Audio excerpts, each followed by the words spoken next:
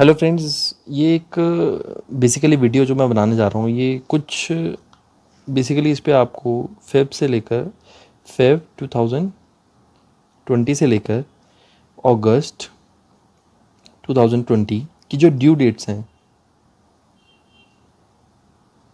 उस पर एक हल्का सा डिस्कशन करेंगे कि एक्चुअल में ड्यू डेट्स क्या एक्सटेंड हुई, कब तक इंटरेस्ट और पेनल्टी के रिलीफ दिया गया है। और इस पे बहुत अभी भी, क्योंकि जो सितंबर मंथ है, हमें एक चीज़ ध्यान रखनी है कि जैसे ही हमारा अगस्त मंथ सितंबर में जब ड्यू होगा, हमारे गवर्नमेंट ने जितनी भी कोविड पे रिलीफ दी थी वो सारी ऑलमोस्ट सब स्क्रैप होने वाली हैं। स्क्रैप मतलब एंड होने वाली हैं।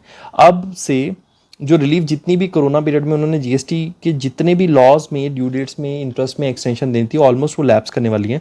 तो हमें अंडरस्टैंड करना पड़ेगा कि बेसिकली अब आने वाले टाइम में जैसे अगस्त एंड होगा, हमने क्या पिछली रिटर्न्स फाइल किए हैं तो वेल एंड गुड है। अदरवाइज इंटरेस्ट का क्या इंप्लीकेशन होगा, लेट फीस का क्या इंप्लीकेशन होगा, प्लस आपकी रिटर्न नील की है तो इंप्लीकेशन क्या होगा, और अगर आपकी रिटर्न टैक्सेबल है तो इंप्लीकेशन क्या होगा। इन सभी फैक्ट्स को आज इस वीडियो में डिस्कस करेंगे।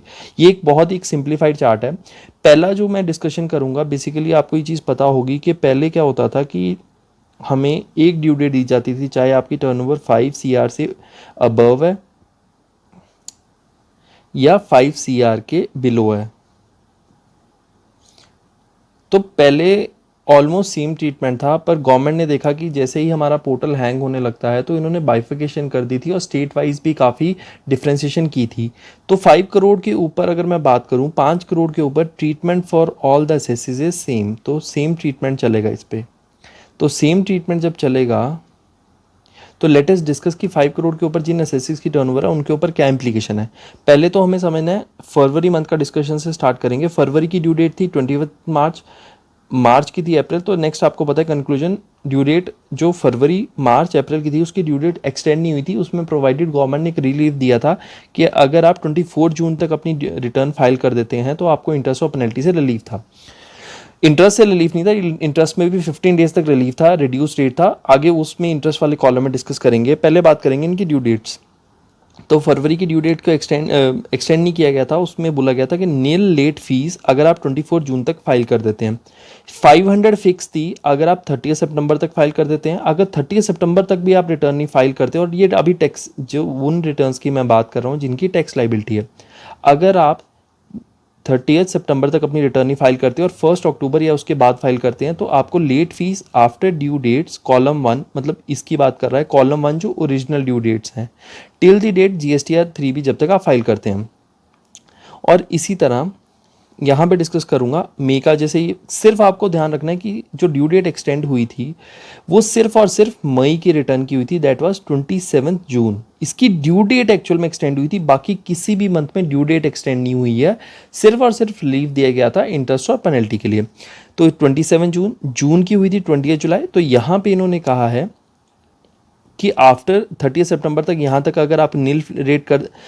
हमें एक और चीज़ समझना है बेसिकली कि 5 करोड़ जिनकी भी टर्नओवर थी, 5 करोड़ और मोर, उनको बाकायदा एक ईमेल से कम्युनिकेट भी हुआ था कि आपकी टर्नओवर 5 करोड़ से अबव है। हमें एक चीज़ समझनी है, जिनकी टर्नओवर 5 करोड़ से ऊपर थी उनकी रिलीफ जो है वो ऑलमोस्ट, अगर मैं बात करूं तो जून में ही एंड होगी थी। और नॉर्मली जब आप देखते हैं 5 करोड़ के ऊपर वाला वेंडर, जनरली एक अकाउंटेंट, 2-3 अकाउंटेंट होते हैं, उसको पता होता है अपनी रिटर्न्स कैसे करनी है। जनरली वो CA भी एक अच्छा हायर करते हैं अपनी रिटर्न्स फाइलिंग के लिए।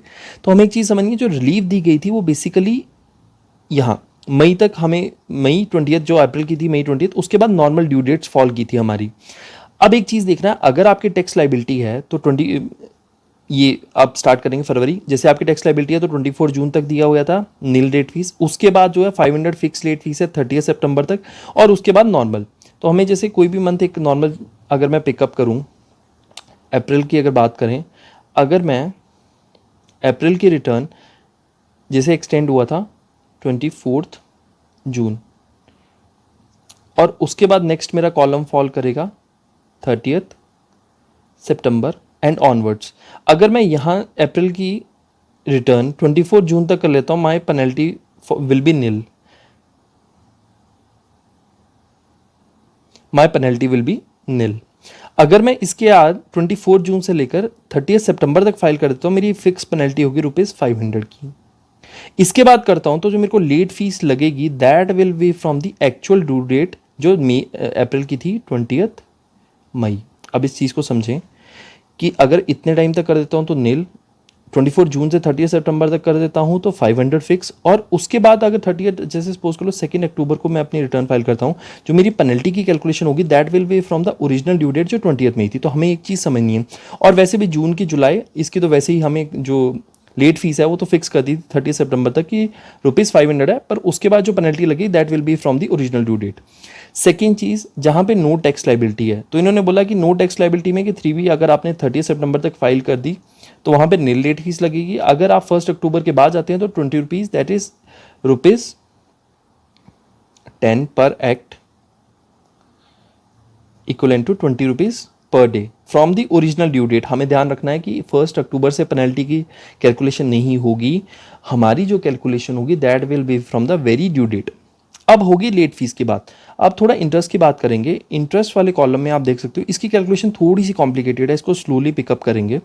पहली चीज़ तो आपको दिख रहा होगा no relaxation, no relaxation, no relaxation, no relaxation. That means मेरा May onwards there is no relaxation. अगर इंटरेस्ट की बात करें, सिर्फ मैं अगर इंटरेस्ट की बात करूं तो May onwards there was no relaxation, no relaxation. लोग कई कंफ्यूज थे कि 15 डेज की रिलैक्सेशन जो हमें मार्च, अप्रैल और मई में 15 डेज की रिलैक्सेशन थी, क्या उनमें आगे वाले मंथ्स में वैलिड थी? The answer is clear no. तो यहाँ पे हमें 3 जगह रिलैक्सेशन थी। अब समझेंगे कैसे। अगर अप्रैल की रिटर्न एक्चुअल में, अब यहाँ पे रिड्यूस रेट का एक कंसेप्ट आया था, उसको समझते हैं कि अगर मैं रिटर्न 5 अप्रैल से 24 जून जो इसकी यहाँ पे आप देख रहा होगा लेट फीस की वेवर थी, 24 जून यहाँ पे लेट फीस के लिए भी था और प्लस इंटरेस्ट के लिए भी था। अगर मैं अपनी रिटर्न 24 जून तक फाइल कर देता हूँ, इसमें अब एक 15 डेज का कंसेप्ट था वो डिस्कस करते हैं। अप्रैल मंथ उठा लेते हैं। तो अप्रैल में ड्यू डेट जो है दैट वाज 20 मई। गवर्नमेंट ने कहा कि आप 20 मई में 15 डेज और ऐड कर लो। 15 डेज का कंसेप्ट आ गया मेरा। 6 मई, अगर मैं 6 मई तक बात कर फाइल कर देता हूं नो इंटरेस्ट। अगर सपोजिंगली 6 मई तक मैंने नहीं फाइल की और इसका नेक्स्ट जो बफर है दैट इज 24 जून, यहां तक फाइल कर लेता हूं, my interest rate will be 9% on the net liability. दोबारा रिपीट कर रहा हूं, नेट लाइबिलिटी। अगर 24 जून से लेकर आगे फिर जहां भी ड्यू डेट फॉल करती है वहां तक फाइल करता हूं, माई इंटरेस्ट वुड बी 18%। तो 3 स्लैब हो गए। अगर अप्रैल की 20 मई प्लस 15 डेज 6 मई तक फाइल कर देता हूं, नो इंटरेस्ट। अगर 24 जून कर लेता हूँ रिड्यूस रेट ऑफ 9%, उसके आगे इट विल बी 18%। तो ये चीज़ समझनी है। कुछ लोगों ने रिटर्न अपनी लेट फाइल की है और जनरली डिपार्टमेंट इस पर नॉर्मली आपसे इंटरेस्ट की डिमांड ज़रूर करेगा। तो 3 मंथ्स के लिए हमारी रिलैक्सेशन थी इंटरेस्ट के लिए। कौन से मंथ? आपका स्टार्ट होगा मार्च, अप्रैल और फरवरी, ये 3 मंथ्स के लिए आपको रिलैक्सेशन थी। उसके बाद नॉर्मल 18% लगेगा। अब ये 2 स्टेट्स की बाइफिकेशन आपको पता है, गवर्नमेंट ने 2 स्टेट्स की मतलब इंडिया को 2 स्लैब्स में डिफाइन किया था। कुछ स्टेट्स के लिए कुछ और थी ड्यू डेट्स और कुछ थे। अब ये बात करेंगे जिन असेसिस की टर्नओवर बिलो 5 करोड़ से। तो जैसे मेरा हिमाचल स्टेट भी इसी में फॉल करता है। तो पहले जैसे फरवरी की 24 मार्च, क्योंकि कुछ स्टेट्स की 20th रहती है, कुछ की 22 रहती है, कुछ की 24 रहती है। तो फरवरी की 24 मार्च, मार्च की 24 अप्रैल, अप्रैल की 24 में, इस तरह। अब एक चीज़ समझनी है हमें, यहाँ गलती से 14 लिखा गया, इट विल बी 24। तो यहाँ पे हमें नील रेट फीस कब तक लगेगी? तो 30 जून। यहाँ पे कुछ स्लैब्स बन गए थे। ये ड्यू डेट्स आपको प्रिंट ही नॉर्मली याद रहना बहुत मुश्किल है क्योंकि स्लैब्स बन गए थे। तो जैसे फरवरी की ड्यू डेट एक्सटेंड मतलब लेट फीस के लिए वेवर था 30 जून, फिर 5 मार्च का था 5 जुलाई, अप्रैल का था 9 जुलाई, मई का था 15 सितंबर, जून का था 25। अगर नील रेट का आप बात कर रहे हैं, नील लेट फीस की, और जुलाई का था 29 सितंबर, और अगस्त का 3 अक्टूबर है। अगर आपको इनकेस ये टैक्स लाइबिलिटी की बात कर रहा हूँ, नील लेट फीस अगर इन डेट्स तक कर देते हैं, 30 सितंबर तक कर देते हैं, इन डेट्स के बाद करते हैं, तो फॉर एग्जांपल कोई मंथ उठा लेते हैं। फॉर एग्जांपल जैसे मार्च की बात कर लेते हैं। मार्च की ड्यू डेट जो वेवर उन्होंने दिया है किस तक दिया हुआ है? That is 5 July. तो मेरे क्या स्लैब बने? मार्च, जुलाई, सितंबर। This is March, this is July, this is September. तो मैंने अगर मार्च से लेकर जुलाई में फ़ाइल कर दी अपनी रिटर्न, तो जुलाई की डेट है 5 जुलाई। अगर यहाँ तक कर दी इट विल बी नील। जुलाई से लेकर सितंबर के बीच में फॉल किया तो 500 रुपीज़ फिक्स किए हुए हैं उन्होंने, और सितंबर के बाद किया तो नॉर्मल कैलकुलेशन होगी। नॉर्मल कैलकुलेशन कैसे होती है आपको पता है, ₹25 पर एक्ट, तो 50 रुपीज़ वो आपको पर डे लगना स्टार्ट हो जाएगी। और एक और चीज़ है कि 50 रुपीज़ पर डे कब लगेगी, जो 1 अक्टूबर के बाद from the original due date. Original due date क्या बनी, अब मेरी मार्च की ड्यू डेट इज़ 20 अप्रैल। अगर मैं सपोजिंगली 5 अक्टूबर को, सेम 5 करोड़ वाला केस है, 5 अक्टूबर को फाइल करता हूँ तो पेनल्टी जो कैलकुलेशन होगी दैट विल बी फ्रॉम 20 अप्रैल। हमें इस चीज़ को समझना है। ऑलमोस्ट सेम परफॉर्म में पे है जो 5 करोड़ से ऊपर है। सेम नील नो टैक्स लाइबिलिटी के लिए नील फीस कब, अगर आप 30 सितंबर तक फाइल कर देते हैं, और 20 rupees per day in case आप 1 अक्टूबर के बाद करते हैं। अब नो इंटरेस्ट कब तक लगेगा, सेम एज ड्यू डेट, जहाँ पे नील लेट फीस का है वही सेम यहाँ पे कॉपी पेस्ट हुआ कर दिया है। 9% लगेगा after due date specified in previous column, मतलब इन डेट्स के बाद करते हैं तो 9% लगेगा। और अगर 30 सितंबर मतलब 1 अक्टूबर onwards 18% from the due date. अब इसको समझेंगे, सेम 5 करोड़ के पैटर्न पे ही है। अब जैसे सपोजिंगली अप्रैल मंथ का पिकअप कर लेते हैं। अप्रैल का माई ड्यू डेट वॉज 24 में, इसको एक्सटेंड किया गया 9 जुलाई। अब अगर 9 जुलाई तक मैं अपनी रिटर्न नहीं करता पर 30 सितंबर तक कर देता हूँ, इसके बीच में फॉल करूंगा नो इंटरेस्ट। 9 जुलाई और 30 सितंबर के बीच में कर देता हूँ 9% का रिड्यूस रेट। अगर इसके बाद मैंने ऑनवर्ड्स फाइल की तो इसके बाद 18% from the due date, original due date, not the extended, क्योंकि रिटर्न्स का हमें ध्यान रखना है। अब दोबारा बोल रहा हूँ, रिटर्न्स की ड्यू डेट एक्सटेंड नहीं हुई है, सिर्फ गवर्नमेंट ने रिलीफ दिया हुआ है कि इस डेट तक आप फाइल कर देते हैं तो आपको इंटरेस्ट रिड्यूस रेट और नील पेनल्टी का बेनिफिट मिल जाएगा।